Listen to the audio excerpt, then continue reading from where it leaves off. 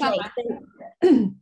So I just want to thank Claire for and also Robbie for just beautifully kind of saying a lot of what I had planned to. So I'm going to share a personal journey. It's not about me, actually. It's about my daughter, Jasmine. And she overall has been ill for about 18 months with long COVID. Now, she was 10 years old when she first got ill. And before she got ill, she was just a normal, healthy, happy 10-year-old. She loved doing gymnastics. She loved swimming and just being active, and she had no health problems. The first 12 months of the illness was really difficult. She was plagued with lots of different symptoms. She had a lot of symptoms we've already discussed: severe fatigue. She needed a wheelchair for long distance, and it affected every part of her life. And she could barely go to school, and she really lost everything. I'm pleased to say that over the last 6 months, there has been a steady but slow but steady recovery. And we've got her to the point where she's now back at school full time. And I'm going to just talk a little bit about how we got here.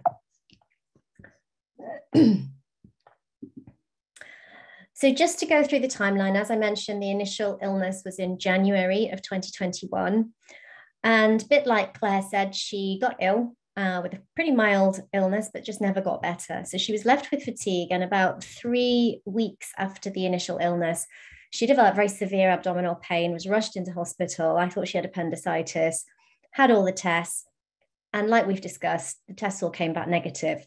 At this time, it was lockdown. She wasn't going to school and was dipping in and out of online lessons, so she was resting a lot. And the real turning point was when school started again in the March, and she went back full time, even though she wasn't quite right. We felt that was the best thing. And in hindsight, what then happened was this now what I understand is a boom and bust cycle. She would go in, it would just be too much for her. Then she would crash, and this would happen every 10 days, 2 weeks, she would have a crash until about the April when she got really poorly. And this is when we got her assessed by pediatrics. And I'm a doctor, so I'm able to access healthcare quite quickly, and because one of my colleagues in the hospital saw her, which we were really lucky.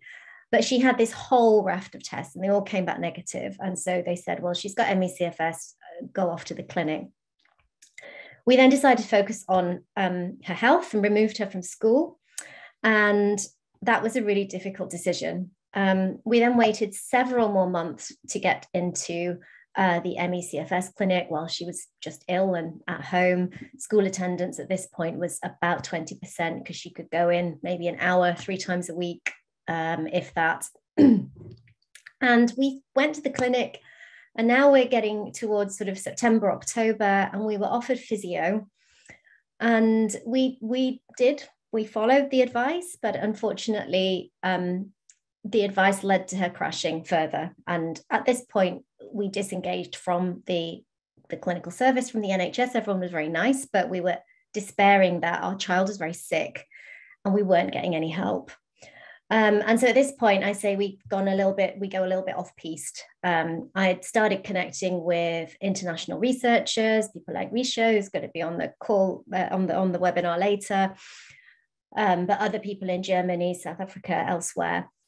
And we started looking at alternative treatments based on the science and based on what we know. Now, because I've only got 10 minutes, I can only focus on one aspect. So I'm going to focus on the thing that really made the biggest difference for us. And that was in February this year, we flew over to Germany. And this here is Dr. Bearta Jaeger, who is now quite famous in long COVID circles. So we went to the Mulheim clinic. This is Dr. Asad Khan, my very good friend and colleague who helped facilitate that. And you can see Jasmine's in a wheelchair. She's looking pale and withdrawn. And we had her blood test done, her research blood test that you can't get on the NHS, or as has been mentioned, is only available in a few places in the world. And she had microclots. And these are her platelets, which were extremely clumped together and very, very abnormal. Now, why does it matter? What is this clotting, abnormal clotting, doing in children? We don't know is the answer, because hardly anybody is looking. You know, there is a real dearth of of research in children, but there is this one study which came out of Germany. It's a preprint, it's not yet published, but they looked at 54 children with COVID, half of whom had recovered, half of whom had long COVID, and 9 healthy controls. And what they found with this very specialized MRI testing was widespread defects when compared to the healthy children. And what was really worrying is even in the children who'd recovered, they also had these defects in the lungs, which we think were caused by clots. So there's something here about actually just having COVID, even if you recover, can leave some damage, which is quite worrying when it's our children we're talking about. And there is overwhelming evidence from the adult world now that a very key underlying mechanism in long COVID is the inflammation of the blood vessels. It's not the whole answer, but it's a big piece of the puzzle. It's a thrombotic vascular disease, so blood vessels and clotting. And the virus, it replicates in cells, and it's postulated that it's carried outside of those cells by these little extra cellular vesicles, and is transported around the body, and then through various different interactions, it can cause injury to the blood vessel wall, which can cause the clotting. And platelets are also very important in this. They become hyperactivated. And so you then end up in this vicious circle where you've got the clotting, the platelets, and that causes more injury. So you end up with this thick, sticky blood, which can't get through the capillaries, can't give oxygen to the major organs, particularly the muscles. That can cause this chronic sort of low oxygen levels and be one of the mechanisms for the fatigue. But as Claire and Robbie have talked about, there's also other mechanisms that can result in the fatigue as well. So I don't have time to go through this in detail, but these are some of the treatments that we have sequentially tried over 6 to 8 months.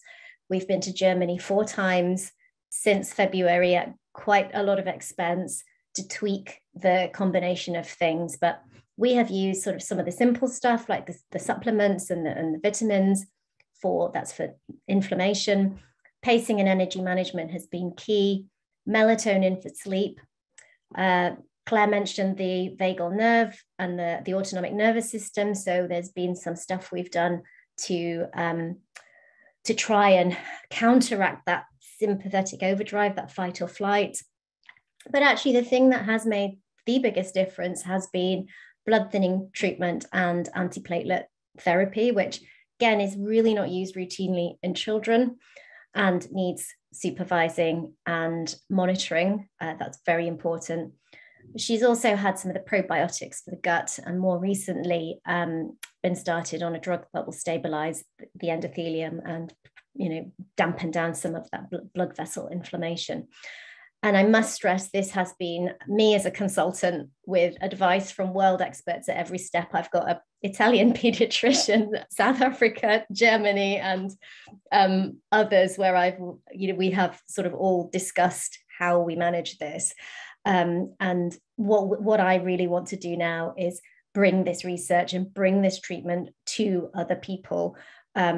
And what has worked for Jasmine may or may not work for another child. And that's what we really need to understand. But here she is on our summer holiday, first family holiday in 3 years. She was able to swim, and now she's back at school. She started high school in September, and she has so far managed full days. Apart from doing PE, you wouldn't know that she was ill. And she remains on a lot of this therapy. And the biggest challenge now is how we start weaning her off it and how long. So my take-home messages. We're out of time, Dr. Binita. We're out of time? Yes. That's fine. That's my final slide. Key points. There are treatments. You just need to be able to access them. And we need research. All right.